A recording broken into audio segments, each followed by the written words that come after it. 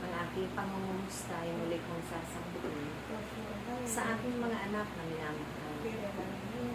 Sa araw na ito, isang naging himala ng Diyos na kayo'y nakarating sa ating tipanan lugar na pinabanal ng Diyos. Isang pagpapasalamat sa inyong lahat sa pamamagitan ng inyong pagtutyaga, pagsasakripisyo, mga tiisin na inyong tunay na pinagsusunikapan. Ganapin ito sa pangalan ng Diyos. At ang lahat ng ito ay pinababatid lamang ninyo na kayo'y isang karapat-dapat ng mga tagapaglingkod ng sanglibutan.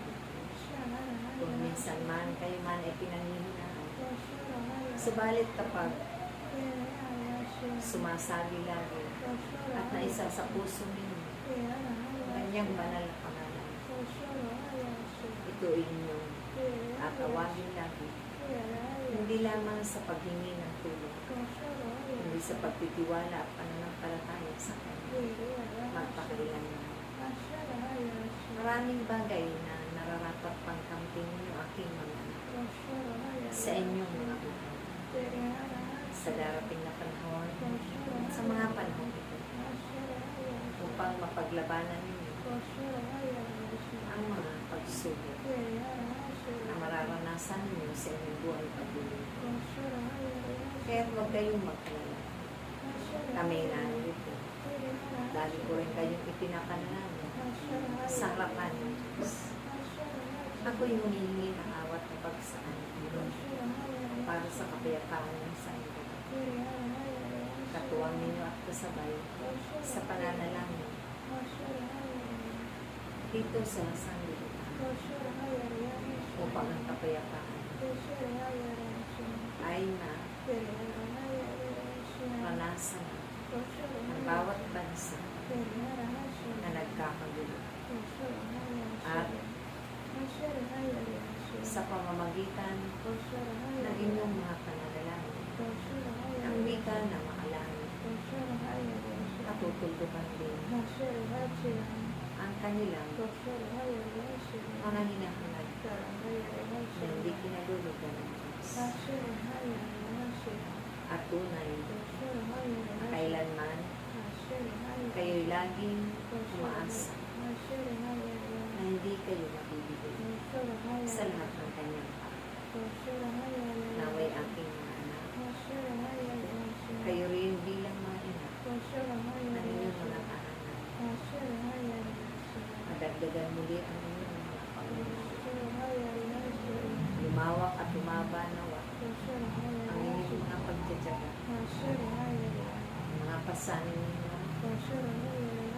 ay lagi ninyo ipagtatagumpay sa pamamagitan ng mga katuroan at aral na nakasaad sa banal na ito ang unang tutulong upang maliwanagan ang bawat kaisipan na makakapakinig ang pagbabahagi at pagpapalaganap ninyo ang salita ng Diyos. Pagbabahagi ninyo ang pag-ibig at kapayapaan. At pagbabahagi ninyo ng mga mahalagang bunga ng banal na Espiritu Santo. Na ito ang nararapat din makita sa kanila habang sila'y narito sa mundo. Kung kaya't ipanalangin nila na kayong lahat ay laging magkaisa. Lagi kayong mag-iibigan, magmamalasakitan sa isa't isa. At sa darating ng mga panahon, kayo man ay muling magkakasama doon sa kalangitan. Naroroon ng Diyos na inyong pinapakuluhan. Ito ang hangarin ng bawat isa. Hangarin din sa kapwa na narito pa sa sanlibutan. Kaya't ipagpatuloy niyo ang mga paggawa ng mabubuti at pagbahagi niyo at pagpapalaganap dahil kailanman hindi kayo nagkamali sa panawagan ng Diyos, kayo'y biniyayaan ng mga bagong buhay, pinagkatiwalaan ng mga kapangyarihan, upang ito man ang magiging tuwang sa inyong paghayo at pagganap ng tungkulin para sa kapwa ninyo, higit sa Diyos na makapangyarihan sa inyo. Ipagpatuloy niyo lamang ang lahat ng ito na mabubuting bagay akin, at huwag ninyong panghinawaan hanggang sa buhay ang inyong mga hininga ay manibalik sa Diyos. Maging masaya kayo sa araw-araw nating pagtitipan at sa araw-araw ninyong paghayo. Maging magalak ang bawat isa na ito ang nararapat ipakita at ibahagi din ninyo sa inyong mga kapwa. Naway aking mga anak, agi ninyong asahan ang aking tulong.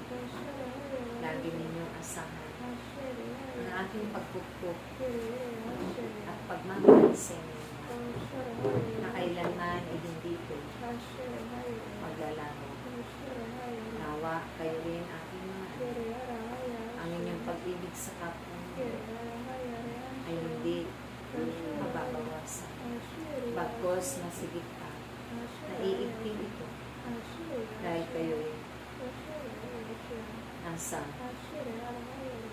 gawain lang ng Diyos sa araw-araw ninyo.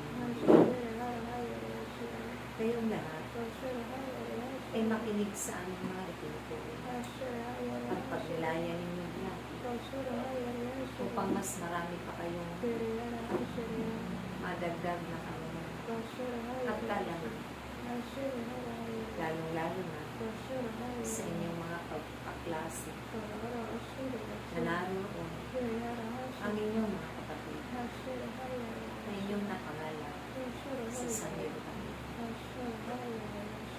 Magpatuloy kayo na magkaisa sa pangalan ng Diyos at naway kailanman ay huwag kayong mangamba, huwag kayong mag-alala sa lahat ng magaganap na nakakapla.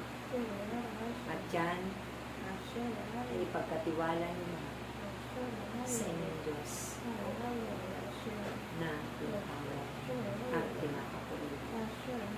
Maraming salamat aking mga anak. Naway sa paggalang ninyo sa amin, paggalang ninyo sa akin ay hindi magbago. Ganun din ang inyong pag-ibig at pagmamahalan ninyo sa isa't isa